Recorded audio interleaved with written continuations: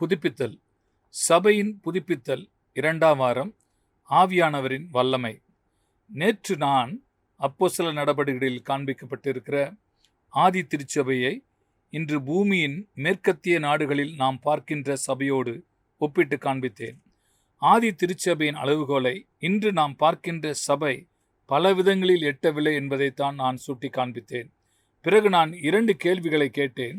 முதலில், தேவன் தம்முடைய சபைக்கான தமது திட்டத்தையோ அல்லது தமது அளவுகோலையோ மாற்றிவிட்டாரா? இல்லை என்பதுதான் என் பதிலாய் இருந்தது. 2ஆவதாக, தேவனால் தம்முடைய சபையை அதற்குரிய சரியான நிலைக்கு திரும்ப மீட்டு கொண்டு வர முடியுமா? ஆம், நிச்சயம் முடியும் என்பதுதான் என் பதிலாய் இருந்தது. மெய்யாகவே சபை திரும்ப அதற்குரிய ஆதி நிலைக்கு மீட்கப்பட வேண்டும் என்றால் அதற்கு சில முக்கியமான நிபந்தனைகள் நிறைவேற்றப்பட்டாக வேண்டும் என்று நான் விசுவாசிக்கின்றேன். இன்று நான் அதைத்தான் சொல்லப்போகிறேன்.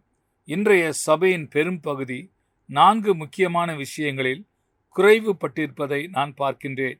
சபை குறித்த தேவனுடைய நோக்கத்தின் 4 அம்சங்கள் அதன் ஒழுங்கான இயக்கத்திற்கு அத்தியாவசியமானவைகளாய் இருக்கின்றன. இன்றைய சபையின் பெரும் பகுதி குறைவுபட்டிருக்கிற இந்த 4 விஷயங்களை நான் பட்டியலிடுகிறேன். முதலில், பரிசுத்த ஆவியானவரின் இயற்கைக்கு அப்பாற்பட்ட வல்லமை. 2ஆவதாக, கிறிஸ்துவின் சரீரமாகிய சபையை கட்டி எழுப்பும்படி கொடுக்கப்பட்ட முக்கியமான ஊழியங்கள். 3ஆவதாக, ஒழுங்கான ஆவிக்குரிய அரசாங்கமும் அதன் அதிகாரமும்.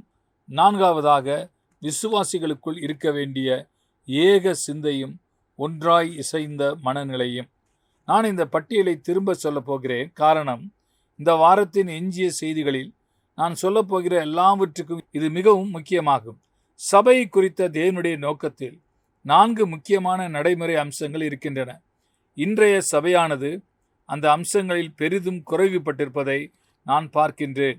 முதலில், பரிசுத்த ஆவியானவரின் இயற்கைக்கு அப்பாற்பட்ட வல்லமை வெளிப்படும்படி இடம் கொடுக்க வேண்டிய விஷயத்தில் அது குறைவுபட்டிருக்கிறது. 2ஆவதாக, கிறிஸ்துவின் சரீரமாகிய சபையை கட்டி எழுப்பும்படி கொடுக்கப்பட்ட முக்கியமான ஊழியங்களில் அது குறைவுபட்டிருக்கிறது. 3ஆவதாக, ஒழுங்கான ஆவிக்குரிய அரசாங்கத்தையும் அதன் அதிகாரத்தையும் வெளிப்படுத்துவதில் அது குறைவுபட்டிருக்கிறது. 4ஆவதாக, விசுவாசிகள் ஏக சிந்தையோடும் ஒன்றாய் இசைந்த மனநிலையோடும் செயல்படுவதில் அது குறைவுபட்டிருக்கிறது. இந்த செய்திகளை நான் தொடர்ந்து கொடுக்கும்போது குறைபாடுகள் காணப்படுகிற இந்த பல்வேறு பகுதிகளுக்கிடையே ஒரு தொடர்பு இருப்பதை நீங்கள் பார்ப்பீர்கள் என்று நான் நினைக்கின்றேன். இன்று நான் முதல் அம்சமாகிய பரிசுத்த ஆவியானவரின் வல்லமையை குறித்து பேசப் போகிறேன். சபையை குறித்த 3 எளிமையான உண்மைகளை நான் இங்கு சொல்ல விரும்புகிறேன். முதலில், சபையானது பரிசுத்த ஆவியானவரின் வல்லமையினாலே இயற்கைக்கு அப்பாற்பட்ட விதத்தில் உருவாக்கப்பட்டது. 2ஆவது, சபை பலனுள்ள விதத்தில் இயங்கும்படி அது எப்பொழுதும் பரிசுத்த ஆவியானவரையே சார்ந்திருக்க வேண்டும். 3ஆவதாக, சபை பலனுள்ள விதத்தில் இயங்குவதற்கு வேறு மாற்று வழி எதுவும் இல்லை. இயற்கைக்கு அப்பாற்பட்ட என்ற வார்த்தையை நான் அழுத்தம் திருத்தமாக முக்கியப்படுத்தி சொல்ல விரும்புகிறேன். இது நம்மை ஆச்சரியத்தின் உச்சிக்கே கொண்டு செல்லக்கூடிய, நம் உணர்வுகளை தூண்டி இழுக்கக்கூடிய காரியம் மட்டுமல்ல, மனுஷனுடைய இயற்கையான திராணிக்கு மேலான ஒரு நிலையாகவும் இது இருக்கிறது. நான் வல்லமையை மட்டும் பேச விரும்பவில்லை, நான் கிருபையை குறித்து பேச விரும்புகிறேன்.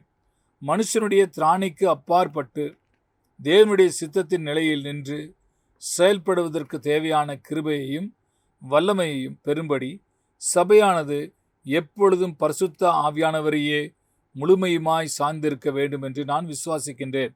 மனுஷனுடைய வல்லமை, ஞானம் மற்றும் நிர்வாக திறனை சார்ந்து சபை ஒருபோதும் பலனுள்ள விதத்தில் இயங்க முடியாது என்று தான் நான் விசுவாசிக்கின்றேன். பெந்தெகோஸ்தின் நோக்கங்கள், த பர்பஸ் ஆஃப் பெண்டிகாஸ்ட் என்ற என்னுடைய புஸ்தகத்தில் நான் இதை மிகவும் தெளிவாக எழுதியிருக்கிறேன். 2 பகுதிகளை நான் வாசிக்கின்றேன்.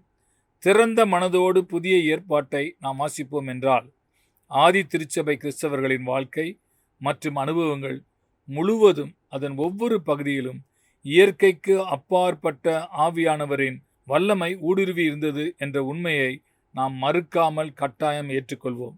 அவை கிறிஸ்தவர்களாகிய அவர்களுடைய வாழ்க்கையோடு ஒன்றர கலந்திருந்த அனுபவங்களாய் இருந்தன. அவர்களுடைய ஜெபம் இயற்கைக்கு அப்பாற்பட்ட அனுபவமாய் இருந்தது. அவருடைய பிரசங்கத்தில் இயற்கைக்கு அப்பாற்பட்ட அனுபவம் வெளிப்பட்டது. அவர்கள் இயற்கைக்கு அப்பாற்பட்ட விதத்தில் பலப்படுத்தப்பட்டனர். இயற்கைக்கு அப்பாற்பட்ட விதத்தில் பாதுகாக்கப்பட்டனர். அவர்களுடைய ஊழிய பிரயாணம் கூட இயற்கைக்கு அப்பாற்பட்ட விதத்தில் நிகழ்ந்தது. அப்போஸ்தலர் நடபடிகள் புஸ்தகத்திலிருந்து இயற்கைக்கு அப்பாற்பட்ட அற்புதங்களை நீக்கிவிட்டீர்கள் என்றால் அர்த்தமற்ற விஷயங்களில் ஒரு தொகுப்பாகத்தான் அது மிஞ்சியிருக்கும். பரிசுத்த ஆவியானவர் இறங்கியதை குறித்து பேசுகிற அப்போஸ்தலர் நடபடிகள் 2ஆம் அதிகாரத்திலிருந்து தொடர்ந்து வாசிப்பீர்கள் என்றால் இயற்கைக்கு அப்பாற்பட்ட ஒன்று நிகழ்ந்ததை குறித்து பேசாத ஒரு அதிகாரத்தை கூட உங்களால் கண்டுபிடிக்க முடியாது. அதே புஸ்தகத்திலிருந்து இன்னொரு சிறிய பகுதியை வாசிக்கின்றேன். எங்கே இயற்கைக்கு அப்பாற்பட்ட தேவகரமான அற்புதங்களை நாம் பார்க்கவில்லையோ, அந்த அனுபவம் நமக்கு கிடைக்கவில்லையோ, அங்கே புதிய ஏற்பாட்டு கிறிஸ்தவர்களை குறித்து பேசுவதற்கு நமக்கு எந்த உரிமையும் இல்லை. அதுதான் உண்மை.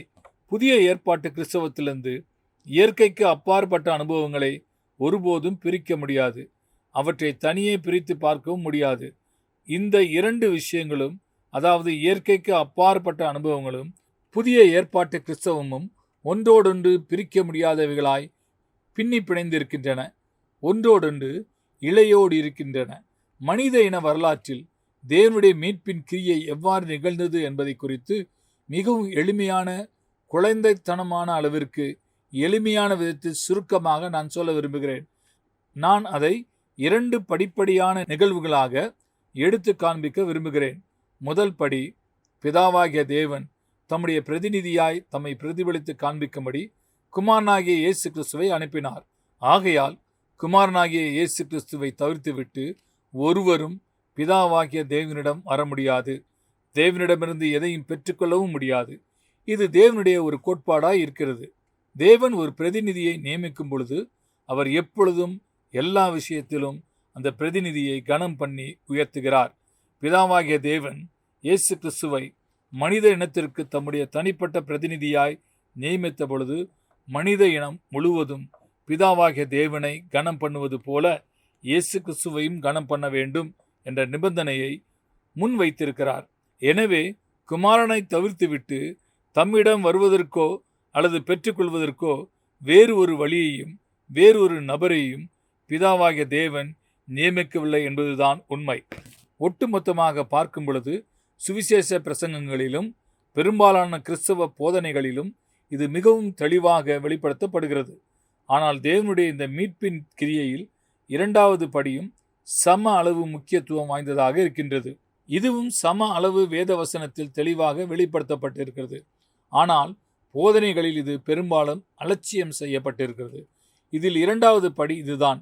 தேவனுடைய குமாரன் தம்முடைய பிரதிநிதியாகிய தேவனுடைய ஆவியானவராகிய பரிசுத்த ஆவியானவரை அனுப்பினார்.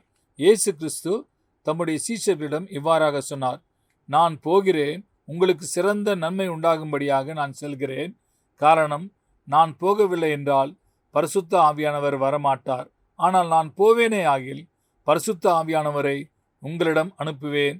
அவர் என்னுடையதிலிருந்து எடுத்து அவற்றை உங்களுக்கு தெரியப்படுத்துவார், உங்களுக்கு கொடுப்பார். ஆக கர்த்தராகிய இயேசு கிறிஸ்து இந்த பூமியில் தம்முடைய தனிப்பட்ட பிரதிநிதியாகிய பரிசுத்த ஆவியானவரை அதிகாரப்பூர்வமாக நியமித்திருக்கிறார். பெந்தேகோஸ்தே நாளில் பரிசுத்த ஆவியானவர் ஒரு நபராய் சபைக்குள் வந்தார். ஆனால் இங்கு கோட்பாடு இதுதான். பிதாவாகிய தேவன் குமாரனை அனுப்பினார். ஆகையால் குமாரனை தவிர்த்துவிட்டு பிதாவாகிய தேவனிடம் ஒருவரும் வர முடியாது, ஒன்றையும் பெற்றுக்கொள்ளவும் முடியாது. அதே நேரத்தில் குமாரனாகிய இயேசு கிறிஸ்து பரிசுத்த ஆவியானவரை அனுப்பினார். ஆகையால் ஆவியானவரை தவிர்த்துவிட்டு ஒருவரும் குமாரனிடம் வரவோ அதை பெற்றுக்கொள்ளவோ முடியாது. இந்த கோட்பாடு 2 விஷயத்திலும் வேலை செய்கிறது. அதாவது இது தேவனிடம் செல்வதற்கும் தேவனிடமிருந்து பெற்றுக்கொள்வதற்கும் முக்கியமாக பின்பற்ற வேண்டிய ஒரு கோட்பாடாக இருக்கின்றது. எபேசியர் 2ஆம் அதிகாரம் 18ஆம் வசனத்திலே பவுல் இவ்வாறாக சொல்கிறார், அந்தபடியே நாம் இரு திறத்தாரும் யூதர்களும் ஒரே மெய்தேவனை அறியாத அந்நியர்களும் ஒரே ஆவியினாலே பிதாவினிடத்தில் செல்லும் சாக்கியத்தை அவர் மூலமாய் பெற்றிருக்கிறோம். குமாரன் மூலமாய் ஆவியானவரால் பிதாவிடம் சேர்கிறோம் என்ற வார்த்தையை கவனிங்கள். இங்கு குமாரன் மற்றும் பிதாவாகிய தேவன் மட்டுமில்லை, இந்த சங்கிலியில் பரிசுத்த ஆவியானவர் ஒரு அத்தியாவசியமான இணைப்பாய் இருக்கின்றார். ஆவியானவரை எடுத்து விட்டீர்கள் என்றால் அங்கு இணைப்பு என்பதே இருக்காது. இன்னொரு வழியிலும் இது உண்மையாக இருக்கிறது. அதாவது தேவன் விசுவாசிக்குள் வாசம் பண்ணுகிற விஷயத்திலும் இது உண்மையாயிருக்கிறது. 4 வசனங்கள் தள்ளி எபேசியர் 2 அதிகாரம் 22 வசனத்திலே பவுல் இவ்வாறாக எழுதுகிறார். அவர் மேல், அதாவது இயேசு கிறிஸ்து மேல் நீங்களும் ஆவியானவராலே தேவனுடைய வாசஸ்தலமாக கூட்டி கட்டப்பட்டு வருகிறீர்கள். ஆக பிதாவாகிய தேவன் குமாரனாகிய கிறிஸ்துவுக்குள் ஆவியானவரால் நம்மில் வாசம் பண்ணுகிறார். திரும்பவும் சொல்கிறேன், ஆவியானவர் இங்கு அத்தியாவசியமான ஒரு சங்கிலி வளையமாய் இணைப்பாய் இருக்கிறார். இந்த இணைப்பை அகற்றிவிட்டு தேவனுடைய நோக்கத்தை நாம் நிறைவேற்றிவிட முடியாது. பிதாவாகிய தேவன் ஆவியானவரால் குமாரனுக்குள் நம்மில் வாசம் பண்ணுகிறார். எபேசியர் 2 அதிகாரத்தில் எழுதப்பட்ட இந்த 2 வசனங்களையும் ஒன்றாய் சேர்த்து பாருங்கள். நமக்கு ஒரு பொதுவான கோட்பாடு கிடைக்கும். பரிசுத்த ஆவியானவர் இல்லாமல் பிதாவாகிய தேவனிடம் செல்வதற்கு வழி எதுவும் இல்லை. அதே போல பரிசுத்த ஆவியானவர் இல்லாமல் தேவனுடைய ஜனங்களுக்குள் பிதாவாகிய தேவன் வாசம் பண்ணுவதற்கு வேறு ஒரு வழியும் இல்லை. நாம் பரிசுத்த ஆவியானவரையே எல்லாவற்றிற்கும் சார்ந்திருக்கிறோம். பரிசுத்த ஆவியானவரின் மெய்யான பிரசன்னம் நம் மத்தியில் இல்லை என்றால் நம்மிடம் நிறைய பிரசங்கங்களும் போதனைகளும் இருக்கலாம். நாம் நிறைய ஜெபிக்கலாம். நாம் நிறைய சபை ஊழியங்களிலும் அதன் நடவடிக்கைகளிலும் இறங்கி செயல்படலாம். ஆனால் புதிய ஏற்பாடு பேசுகிற நிஜம் நம்மிடம் இருக்காது. இப்பொழுது நாம் மிகவும் எளிமையான ஆனால் ஆழமான ஒரு சத்தியத்தை 2 கொரிந்தியர் 3 அதிகாரம் 17 வசனத்தில் வாசிப்போம். கர்த்தரே ஆவியானவர். ஒரே மெய்யான தேவனுக்கு புதிய ஏற்பாட்டில் கொடுக்கப்படுகிற பெயர் கர்த்தர் என்பதாகும். தேவனுடைய திருத்துவத்தில் ஒவ்வொருவருமே கர்த்தர் என்று தான் அழைக்கப்படுகிறார்கள். பிதாவாகிய தேவனும் கர்த்தர்தான், குமாரனாகிய கிறிஸ்துவும் கர்த்தர்தான், ஆவியானவரும் கர்த்தர்தான். ஒவ்வொருவரும் சமமாக கர்த்தர் என்றே அழைக்கப்படுகிறார்கள். பிதாவையும் குமாரனையும் கர்த்தர் என்று நாம் ஏற்றுக்கொள்கிறோம். ஆனால் பரிசுத்த ஆவியானவரை கர்த்தராக ஏற்றுக்கொள்வதற்கு நாம் தவறிவிடுகிறோம். இதை நான் இவ்வாறாக சொல்கிறேன். இயேசு கிறிஸ்து சபையின் மீது கர்த்தராய் இருக்கிறார். பரிசுத்த ஆவியானவரும் சபையில் கர்த்தராய் இருக்கிறார்.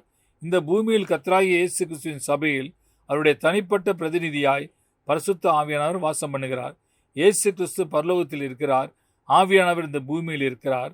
சபையில் ஆவியானவர் கர்த்தராய் எந்த அளவிற்கு ஏற்றுக்கொள்ளப்படுகிறாரோ அந்த அளவிற்கு தான் சபையின் மீது இயேசு கிறிஸ்துவின் கர்த்தத்துவம் ஆளுகை செய்யும். தேவனுடைய நோக்கமும் சபையில் நிறைவேறும். இதற்கு என்ன அர்த்தம்? பரிசுத்த ஆவியானவருக்குரிய இடத்தை நாம் அவருக்கு கொடுக்கவில்லை என்றால் நாம் மனம் திரும்ப வேண்டும் என்பதுதான் அதற்கு அர்த்தம். நம் வழிகளை மாற்றிக்கொண்டு நாம் மனம் திரும்புவதோடு நின்று விடாமல், எவ்வித கேள்வியையும் நிபந்தனையையும் முன்வைக்காமல் பரிசுத்த ஆவியானவரின் கர்த்தத்துவத்திற்கு நாம் நம்மையே அர்ப்பணிக்க வேண்டும். அவர் சபையில் கர்த்தராய் இருக்கிறார். எனவே சபையில் அவர் மட்டுமே செய்யக்கூடிய கிரியைகளை செய்யும்படி நாம் அவருக்கு மட்டுமே இடம் கொடுக்க வேண்டும். ஆமென்.